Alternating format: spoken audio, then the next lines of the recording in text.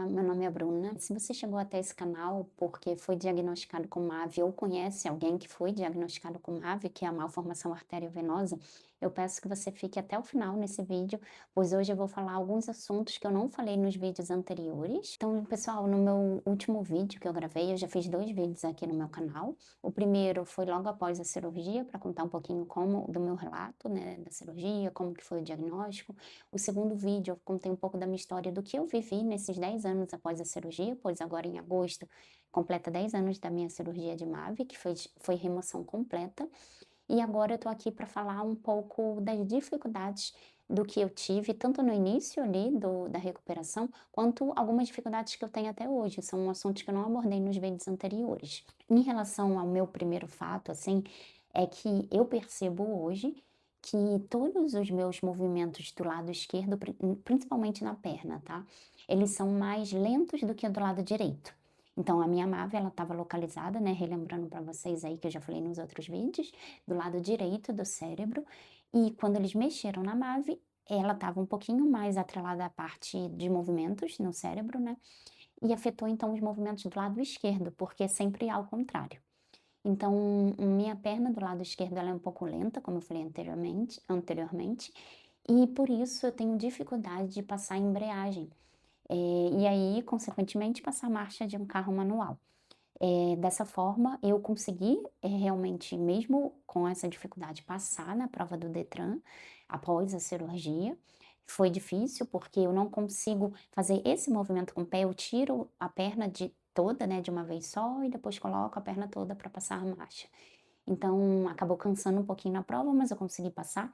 Mas depois disso, eu fiquei dirigindo carro manual por alguns meses e cansava muito no trânsito por conta disso, de não conseguir fazer esse movimento com o pé. Eu tirava a perna toda e ficava com a perna suspensa. Então, eu conversando com meu marido, a gente acabou trocando o carro e atualmente a gente tem um carro automático por conta dessa minha, chamaria de uma limitação mesmo, tá? Mas um fato importante, pessoal, para eu comentar é que isso é muito devido também aos exercícios, sabe? Eu deveria ter estimulado mais esse movimento e eu acabei me acomodando, né? E tirando a perna toda de uma vez. Eu não forçava tanto. A segunda, ela foi devido logo no pós-cirúrgico, eu não estava dirigindo, né? Devido às medicações que eu estava tomando e eu ficava muito como passageira. E devido ao fato de eu ficar muito em casa também, ia de carro como passageira, eu sentia muito enjoo, eu sentia uma vertigem, era como se, não sei se alguém também já sentiu isso, né, é como se o movimento da rua tivesse mais rápido que o meu cérebro e minha cabeça. Então eu via tudo passando muito rápido, e isso me causava enjoo, então eu não me senti bem, tinha dificuldade de ficar muito tempo no carro. Então viagens aí, deslocamentos acima de 30 minutos já me deixava bem mal, assim, sabe. Então essa era a minha segunda dificuldade. Uma terceira dificuldade que eu queria colocar para vocês é algo do dia a dia, mas que essa dificuldade eu tenho até hoje. Não sei se por conta da lentidão que eu comentei com vocês no início, mas toda vez que eu chego em algum lugar e eu vou limpar meus pés no tapete, que a gente faz aquele movimento de arrastar para trás, o direito, né, o pé direito vai normal, e o esquerdo tem que fazer mais esforço, tem que mandar um comando, puxar o pé, e acaba que o pé eu puxo um pouco mais lento, então isso é uma terceira dificuldade. Então eu vejo que é o quê? Movimentos finos com a perna que eu tenho mais dificuldade. Com os membros superiores, braços, mãos, eu não tenho nenhuma dificuldade assim que eu consiga relatar com vocês, mas depois no final eu também conto o porquê que eu acho que isso aconteceu. Uma quarta dificuldade que eu tive foi colocar o sapato fechado, principalmente depois do pós-cirúrgico. Como a gente, são movimentos que a gente não repara, mas quando a gente vai calçar um sapato, a gente tem que juntar os dedos dos pés e forçar o pé para frente para calçar. E eu não conseguia fazer esse movimento de juntar os pés e forçar. Então eu usava muita rasteirinha, muito sapato aberto, chinelo. E o chinelo no início eu tive um pouquinho de dificuldade também porque o chinelo a gente precisa segurar, né? Os dedos do pé seguram o chinelo. E eu tinha essa dificuldade, mas depois, com o tempo, praticando esse movimento de juntar os dedos de novo, eu fui conseguindo usar sapato, tênis. Então hoje eu uso sapatilha, tênis com nenhuma dificuldade, nada me atrapalha. O que eu vejo até hoje, que eu tenho um pouco mais de dificuldade, mas pode ser receio meu também, um pouquinho de insegurança, é sapatos do tipo Scarpin, que a mulher conhece, é um sapato de bico fino, alto. Então acho que por conta dessas 2 situações, por ser bico fino e alto, eu fico um pouco mais insegura.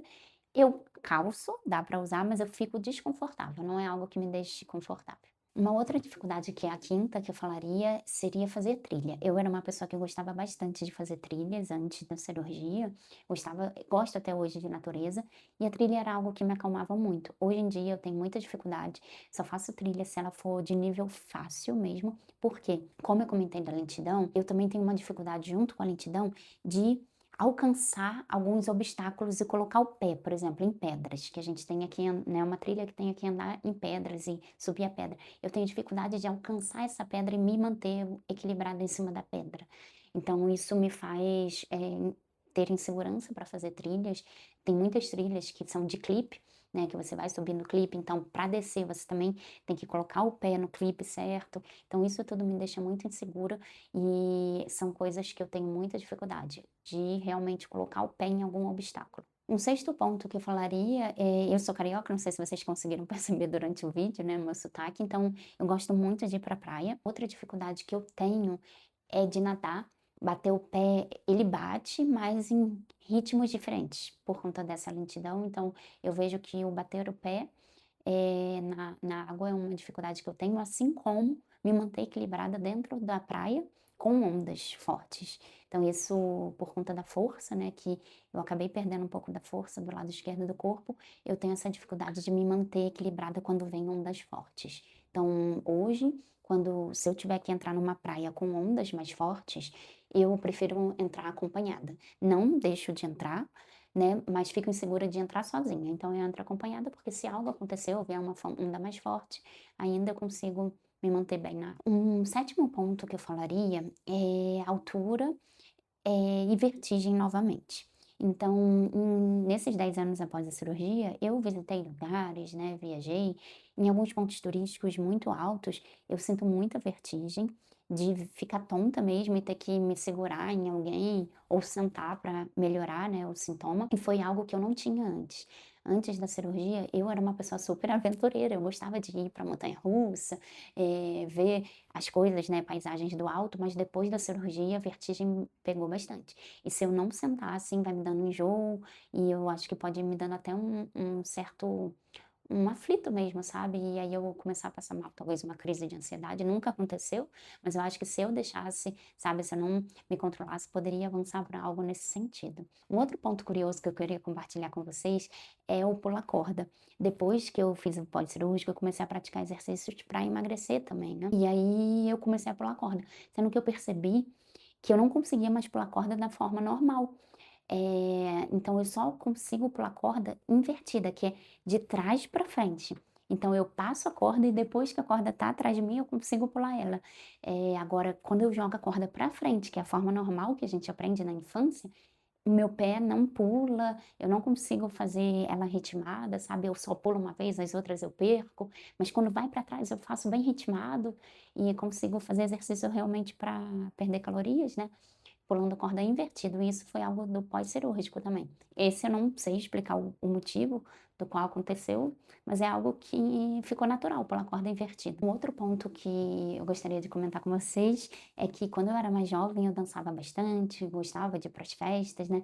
Hoje em dia, se eu for me arriscar em alguns passos, né, dependendo do passo, tipo samba que tem que ser ritmado, ter a coordenação do pé para trás, eu falaria que eu já não tenho o mesmo ritmo de antigamente. Então, por conta da lentidão, da coordenação motora das pernas, eu falaria que a dança ficou um pouco mais comprometida também. Claro que também eu perdi o hábito de dançar por conta da minha rotina, né? Hoje em dia não vou mais para festas, não tenho o costume de sair tanto, então isso eu acabei não praticando muito e por isso que os movimentos foram se perdendo. Também que é algo que eu vou reforçar no final do vídeo com vocês. Atualmente eu pratico Pilates, então um outro ponto que eu gostaria de compartilhar com vocês é que o Pilates me ajudou muito a recuperar alguns movimentos finos, algumas coisas, por exemplo, tem um exercício no Pilates que é segurar a corda com os pés. Quando eu iniciei o Pilates depois, né, do pós-cirúrgico, eu não conseguia nem manter o meu pé na corda. O meu professor do Pilates tinha que me auxiliar, o pé direito, né, ele ia normal, conseguia apoiar na corda, mas o esquerdo não, ele caía. E depois de tanto praticar, hoje em dia eu consigo fazer um movimento normal, seguro os 2 pés e a corda passa, né, do lado externo do pé. Agora tem outros movimentos ainda no pilates que eu estou praticando, mas eu ainda não consigo fazer totalmente. Então, pegando um gancho até para o final do porquê que eu acho que isso tudo aconteceu, né, foi devido à falta de estimulação mesmo, de estímulos. Então, eu vejo que muita coisa poderia ter estimulado mais. Então, se eu deixasse um conselho para vocês é esse: se vocês estão vendo no pós-cirúrgico, né, que vocês estão com alguma dificuldade em algum movimento, pratica esse movimento. Pratica bastante, não se acomode. Tem alguns que eu me acomodei que aí fica mais difícil depois de anos retomar. Então, quanto mais vocês praticarem o exercício, mais fácil vai ser o movimento voltar. Um outro ponto que eu lembrei aqui, falando um pouco da praia, por exemplo, como eu me mudei, né, atualmente moro em Curitiba, não moro mais no Rio de Janeiro, então não vou com tanta frequência pra praia. Quando eu fui depois de um tempo pra praia, eu tentei cavar areia com os dedos dos pés e eu não conseguia fazer esse movimento com os dedos dos pés. Por quê? Eu só pisava no chão, na grama, né, no meu dia a dia, não nem lembrava de praticar isso, porque são movimentos finos que a gente não faz no dia a dia. Quando eu fui fazer, eu vi que eu não conseguia.